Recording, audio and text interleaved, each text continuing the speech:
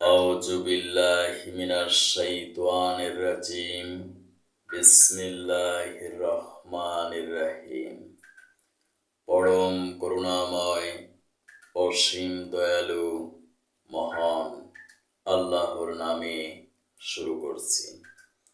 Honourable ইসলাম প্রিয় তৌহিদি ভাই ও বোনেরা, আসসালামু আলাইকুম। বিশ্বের যে প্রান্ত থেকে অনলাইনে আমার বাংলা কোরআন পাঠ অনুষ্ঠানটি দেখছেন, ডিজিটাল বায়োপ্যাথি মেডিকেল কলেজ প্রাইভেট হসপিটালের পক্ষ থেকে ফেসবুকে, ই ক্লিনিক এবং ইউটিউবে ডক্টর দেলোয়ার্স লাইভ ক্লিনিক টিভি চ্যানেলের সকল দর্শক শ্রোতাদেরকে জানাচ্ছি আন্তরিক অভিনন্দন। আজ আমি পাঠ করব সূরা কামার, আয়াত প্রথম থেকে দশম আয়াত পর্যন্ত। আয়াত প্রথম। কিয়ামত নিকটবর্তী হয়ে গেছে এবং চাঁদ বিদীর্ণ হয়ে গেছে। আয়াত দ্বিতীয়। এদের অবস্থা হচ্ছে, এরা কোনো নিদর্শন দেখলে তা থেকে মুখ ফিরিয়ে নেয় এবং বলে, এটা তো হচ্ছে এক চিরাচরিত জাদুকরী ব্যাপার। আয়াত তৃতীয়। তারা সত্য অস্বীকার করে এবং নিজেদের খেয়াল খুশির অনুসরণ করে চলে, অথচ প্রত্যেক কাজের একটি চূড়ান্ত নিষ্পত্তির সময় রয়েছে। আয়াত চতুর্থ। নিশ্চয়ই এ লোকদের কাছে অতীত জাতিসমূহের উপর আযাবের সংবাদ সমূহ এসেছে, এমন সংবাদ যাতে বিদ্রোহের শাস্তির হুঁশিয়ারি রয়েছে। আয়াত পঞ্চম। এগুলো হচ্ছে পুরোপুরি জ্ঞান সমৃদ্ধ ঘটনা, যদিও এসব সতর্কবাণী তাদের কোনো উপকারে আসে না। আয়াত ষষ্ঠ। হে নবী, আপনি এদের থেকে মুখ ফিরিয়ে নেন যেদিন একজন আহ্বানকারী এদের একটি অপ্রিয় বিষয়ের দিকে আহ্বান করবে। আয়াত সপ্তম।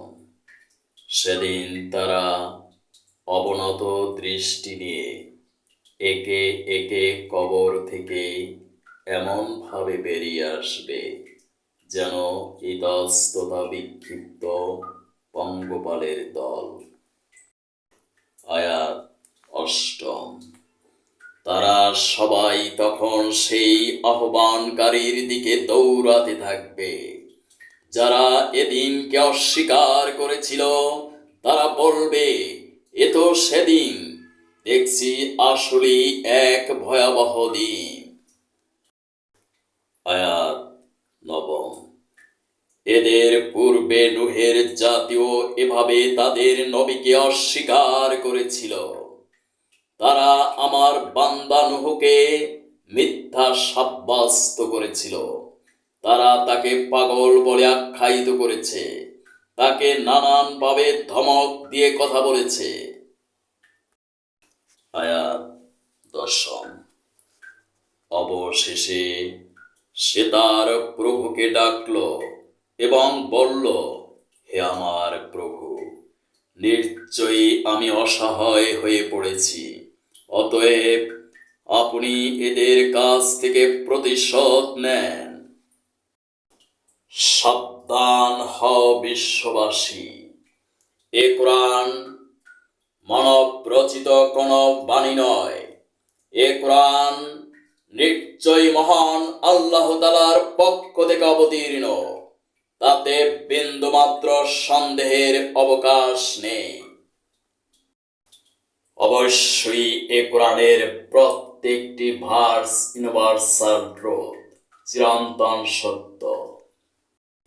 আজ পর্যন্ত পৃথিবীর কোনো সায়েন্টিস্ট, কোনো ব্যারিস্টার, কোনো জাজ, কোনো পার্লামেন্টারিয়ান, কোনো প্রেসিডেন্ট, কোনো প্রধানমন্ত্রী, কোনো কবি, কোনো সাহিত্যিক, কোনো দার্শনিক, কোনো যুক্তিবাদী এর একটি ভার্সকেও মিথ্যা প্রমাণ করতে পারেননি। আমি আর্টিফিশিয়াল ইন্টেলিজেন্সকে প্রশ্ন করেছিলাম, বলো কোরআন সত্য কিনা। এআই আমাকে রিপ্লাই করেছে, কোরআন ইজ কনস্ট্যান্ট ট্রুথ। সাবধান হও বিশ্ববাসী, এ কোরআন শুধুমাত্র মুসলমানদের জন্যই নয়, for all human beings in the world, সমগ্র বিশ্ববাসীর জন্য।